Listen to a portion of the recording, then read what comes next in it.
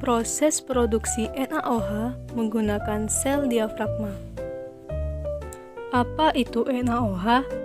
NaOH merupakan rumus kimia dari natrium hidroksida, atau yang sering kita sebut sebagai soda kaustik. Adalah sejenis basa logam kaustik yang membentuk larutan alkalin yang kuat saat dilarutkan ke dalam air. Soda kaustik banyak diproduksi pada skala industri, antara lain pabrik pulp dan kertas, sabun dan deterjen, rayon, tekstil, dan industri kimia lainnya. Produksi konvensional NaOH skala industri umumnya menggunakan sel elektrolisis. Lalu, apa itu sel elektrolisis? Elektrolisis NaCl atau kloralkali proses adalah proses elektrolisis larutan NaCl jenuh yang menghasilkan larutan NaOH, gas Cl2, dan gas H2. Ada 3 jenis proses elektrolisis NaCl yang dikenal, yaitu 1. Sel diafragma, 2. Sel merkuri, dan yang ketiga, sel ion exchange membrane. Yang pertama ada sel diafragma, merupakan proses elektrolisis yang menggunakan diafragma asbes untuk memisahkan sel anoda dan katoda. Yang kedua, sel merkuri, merupakan proses elektrolisis yang menggunakan Hg sebagai katoda yang berikatan dengan ion Na membentuk amalgam NaHg. Amalgam ini bereaksi dengan air membentuk NaOH dan Hg dikembalikan ke dalam sel. Yang terakhir itu ada sel ion exchange membrane, merupakan proses elektrolisis yang menggunakan ion exchange membrane untuk memisahkan sel anoda dan katoda.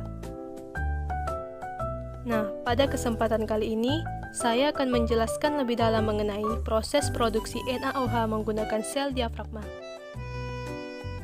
Berikut merupakan gambar dari flowchart proses produksi NaOH dengan sel diafragma.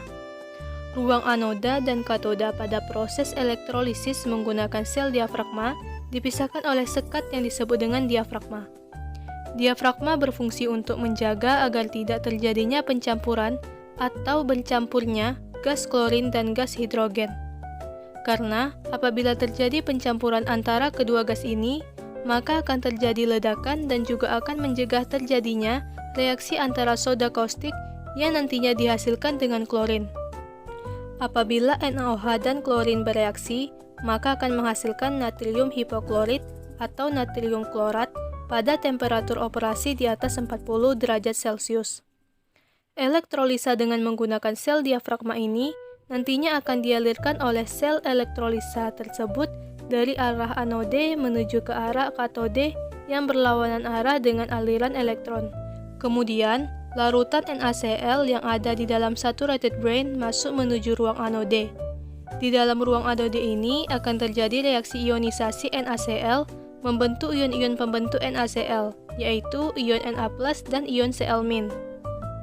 Ion Na+ akan cenderung tertarik ke katode atau disebut sebagai muatan negatif yang akan mengalami proses reduksi.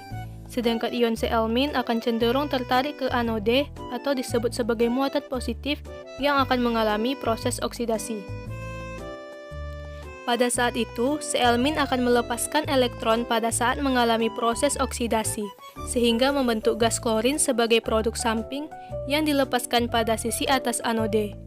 Lalu Cl- dialirkan ke pendingin. Pada bagian katode, Na+ mengikat elektron dan menghasilkan gas hidrogen sebagai produk samping yang dilepaskan pada sisi atas katode, lalu didinginkan, kemudian dikeringkan dengan menggunakan asam sulfat. Kemudian, Na+ akan bereaksi dengan OH- yang merupakan hasil ionisasi H2O, yaitu ion H+ dan ion OH-, sehingga terbentuklah produk soda kaustik atau natrium hidroksida sebesar 12%. Selain itu, natrium klorida sebanyak 16% juga terikut yang nantinya akan mengalami proses pemisahan, di mana NaCl akan dikembalikan lagi ke ruang elektrolisa untuk diproses kembali. Sedangkan NaOH mengalami proses selanjutnya dengan dihasilkannya natrium hidroksida cair dengan konsentrasi sekitar 50%.